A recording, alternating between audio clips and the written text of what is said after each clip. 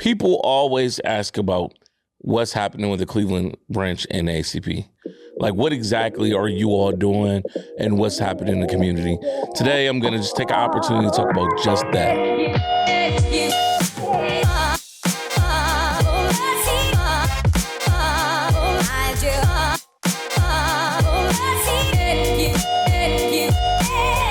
Welcome back. My name is Edwin Hubbard Jr., and I'm your host of the Cleveland Pulse podcast. Today, I'm going to do things a little bit different. You're used to seeing me with a guest.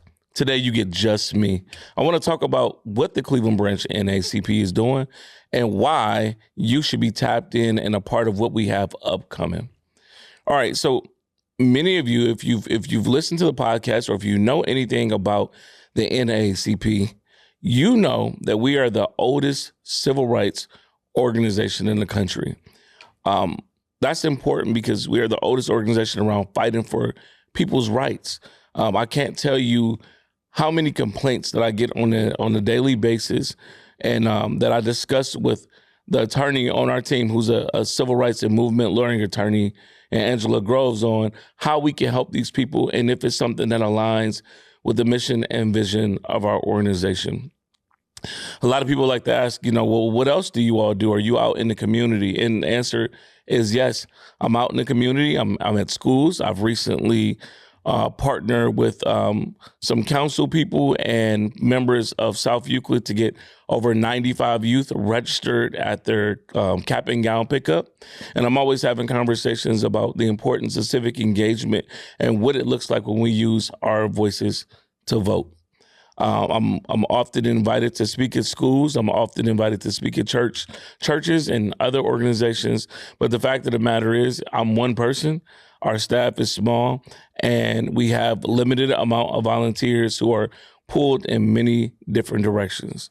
So you may ask, like, well, how are you able to be here, there, and do the things that you do?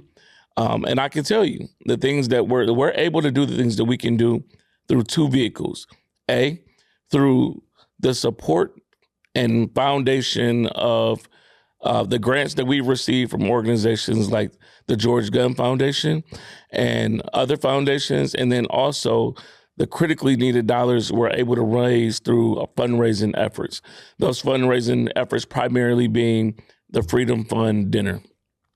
Today, I want to talk about our Freedom Fund Dinner and the importance of fundraisers to our organization.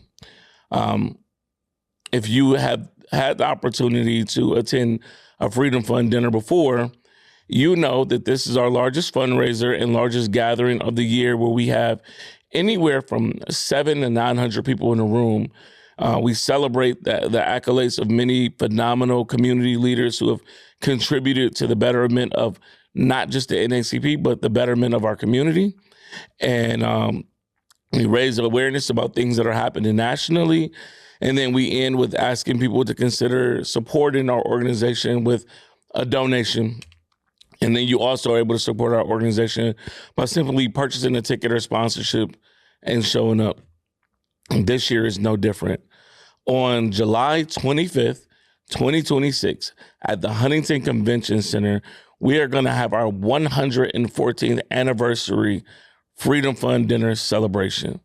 114 years for the branch to be in existence, not 114 Freedom Fund dinners, but the Freedom Fund Dinner is a way that we celebrate the work of the organization and how long we've been in existence here in Cleveland. This year, our corporate honoree is the Cleveland Cavaliers' own Kevin Clayton, and our keynote speaker is Otis Moss III. And so we are incredibly excited to honor the work that Kevin has done in our community, as well as to hear from Otis Moss III, his remarks and the amazing work that he has done as an author and as a pastor and as an activist. In addition, we are going to be recognizing a slate of phenomenal individuals in which you can see on our social media. Our names are starting to be revealed, and you're going to see every person and in what category they're going to be recognized in. But there are rising leaders, there are unsung heroes, there are Freedom Fund awardees, and there are the presidential awardees as well. These are individuals, like I said, who have done phenomenal things in our community, and we are incredibly honored to highlight and acknowledge them for the things that they've contributed to Cleveland and society as a whole.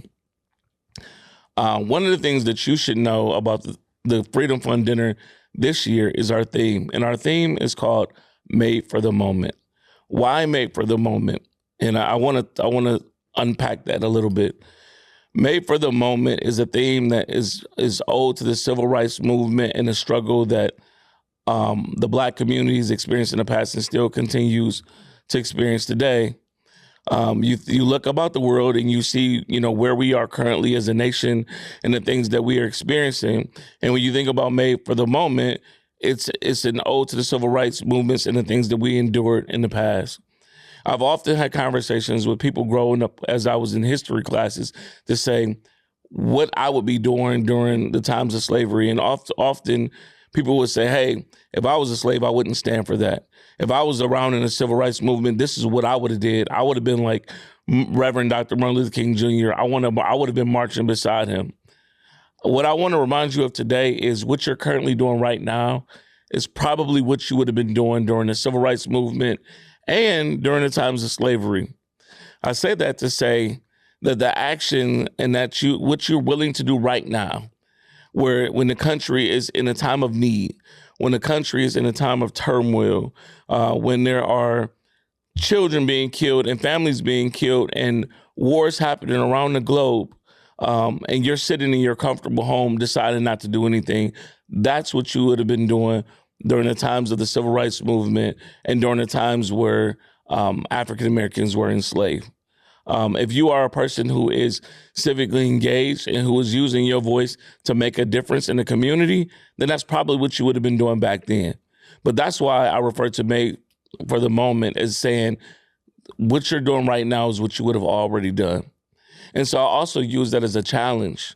What you're doing right now, I want to challenge you to not only just get involved in the work of the Cleveland Branch NAACP right now.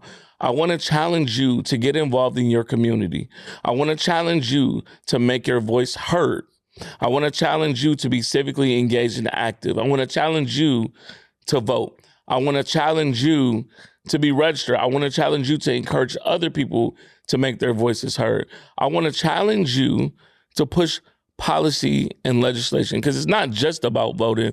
It's about making sure you're present. It's making sure you're in the moment, and it's making sure you're fighting for what's right. I want to challenge you to be actively engaged in your community, and I want you to be actively engaged in making a difference. Again, we talk about Made for the Moment. I want to know what you're doing in the moment, and that's what the Freedom Fund is referencing. It's just talking about Made for the Moment and what you're going to do in this moment.